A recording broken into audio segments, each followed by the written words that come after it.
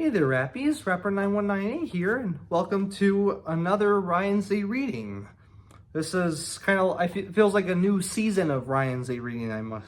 That's probably the best way to describe it because it's a new book I'll be starting.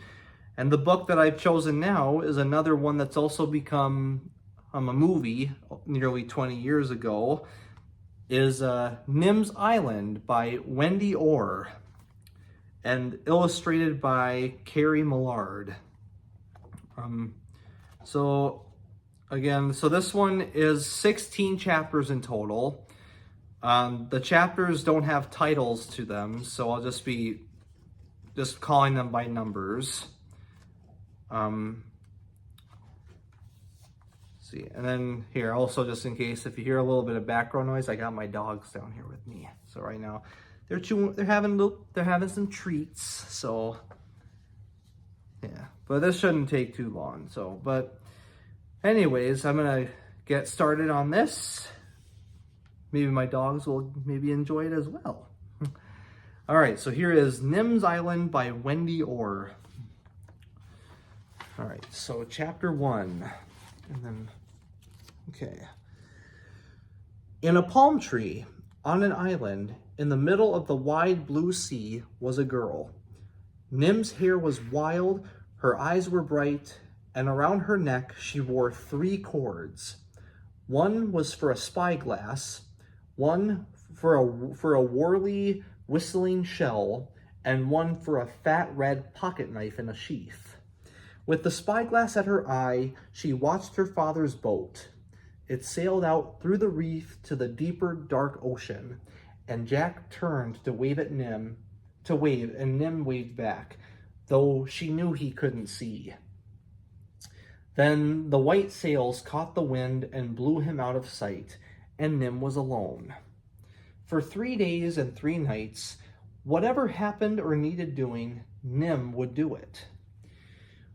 And what we need first, said Nim, is breakfast. So she threw 4 ripe coconuts, thump, into the sand and climbed down after them. Then she whistled her shell, 2 long, shrill notes that carried far out to the reef where the sea lions were fishing. Selkie popped her head above the water. She had a fish in her mouth, but she swallowed it fast and dived toward the beach. And from a rock by the hut, Fred came scuttling. Fred was an iguana, spiky as a dragon, with a cheerful snub nose. He twined around Nim's feet in a prickly hug. "Are you saying good morning?" Nim demanded, "or just begging for breakfast?" Fred stared at the coconuts.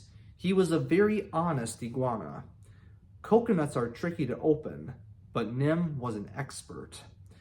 With a rock and a spike, she punched a hole and drank the juice, cracked the shell, and pried out the flesh. Fred snatched his piece and gulped it down. Marine iguanas don't eat coconut, but no one had ever told Fred. Now, Selkie was flopping up the beach to greet them. "Well, come in too," Nim shouted, and dived off the rocks. Silky twisted and shot up underneath, gliding Nim through the waves, thumping over, ducking under. Nim clung tight till she was half sea lion and half girl, and all of her was part ocean. Then Selkie and Fred went to sunbake on the rock, and Nim went back to the hut. She poured a mug of water from her favorite blue bottle, brushed her teeth above a clump of grass that needed the spit, and started her chores.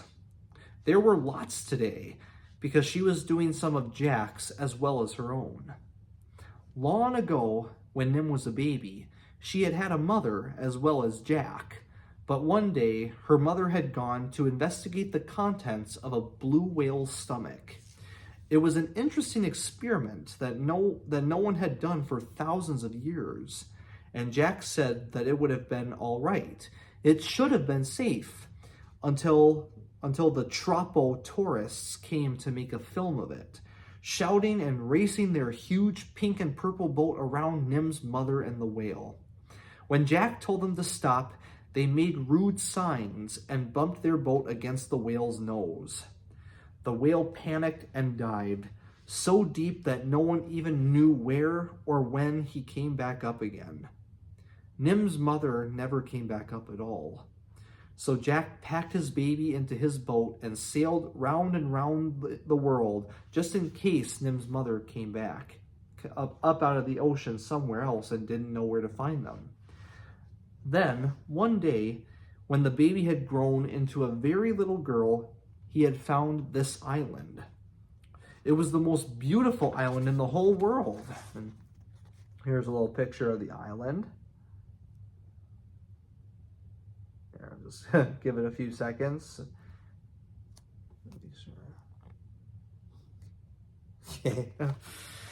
All right. It had white shell beaches, pale gold sand, and tumbled black rocks where the spray threw rainbows into the sky. It had a fiery mountain with green rainforest on the high slopes and grasslands at the bottom. There was a pool of fresh water to drink and a waterfall to slide down. And in a hidden hollow where the grasslands met the white shell beach, there was a place for a hut. And around it all, so that only the smallest boats could weave their way through, was a maze of reef curving from the black rocks on one side to the white cliffs on the other. Jack sailed back to a city for the very last time. He filled up the boat with plants for a garden and supplies for science. And he landed on the island to build a home for just him and his daughter, because he knew now that Nim's mother had stayed down at the bottom of the sea. Like a mermaid, Nim thought. He built a hut of driftwood logs and good strong branches with a palm-thatched roof and a hard dirt floor. He put up a satellite dish and a solar panel to charge the batteries for a flashlight, a cell phone, and a laptop computer. He made sleeping mats stuffed with rustling palm fronds, a table and 2 stools, a desk, bookcases, and shelves for his science stuff, coconut shell bowls, and seashell plates. He dug a vegetable garden in the rich soil at Fire Mountain's base and planted avocados, bananas, lettuce, oranges, pineapples, strawberries, and sweet potatoes, and tomatoes, and bamboo for making pipes and useful things. Then he went on being a scientist, and when Nim got older, she helped him. They read what the barometer said, measured how much rain fell every day, and how strong the winds were, how high the high tides reached, and how low the low tides fell. And then they marked the measurements on a clean white chart with a dark blue marker. They studied the plants that grew on the island and the animals that lived there. They put blue bands on the birds' legs and wrote down the numbers so Jack could remember the birds' birthdays and who their mothers and fathers were. Nim remembered anyway. Sometimes Jack wrote articles about the weather and the plants and the animals and emailed them to science magazines and universities. And sometimes people emailed him questions to answer. He would tell them about tropical storms and iguanas and seaweed, but he would never tell them where the island was, in case the Tropo tourists ever found it, because Jack hated the Tropo tourists, worse than sea snakes or scorpions. Only the supply ship, which came once a year to bring them books and paper, flour and yeast, nails and cloth, and the other things they couldn't make themselves, knew where they lived. It was too big to weave its way through the reef, so Jack and Nim always sailed out to meet it, and the ship's captain never saw just how beautiful the island was. And every day, no matter how excited Jack got about finding a new kind of seashell or butterfly, they looked after their garden. They watered it if it was dry, weeded the weeds, and picked what was ripe. Jack built a 3-sided shed for the tools with a hook for the bananas and his big machete to cut them with. The machete was Nim's favorite tool. When they had looked after the garden and fished for dinner and checked the beaches for driftwood or bottles or anything else that might have floated in on the tide, Nim had school. That was what they called it, but it wasn't inside and it wasn't at a desk. They sat on the beach in the dark to study the stars and climbed cliffs to see birds in their nests. Nim learned the language of the dolphins, about the tiny crabs that float out to sea on their coconut homes, and how to watch the clouds and listen to the wind. Sometimes for a whole day, they talked in sea lion grunts or frigate bird squawks or plankton wiggles. Jack loved plankton. Nim's favorites were the ones that shone bright in the sea at night. But Jack loved them all because they were so little and so important because little fish ate them. And bigger fish ate the little fish. And the biggest fish ate the bigger fish.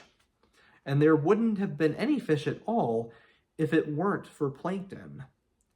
But Nim liked animals that you could see and have fun with.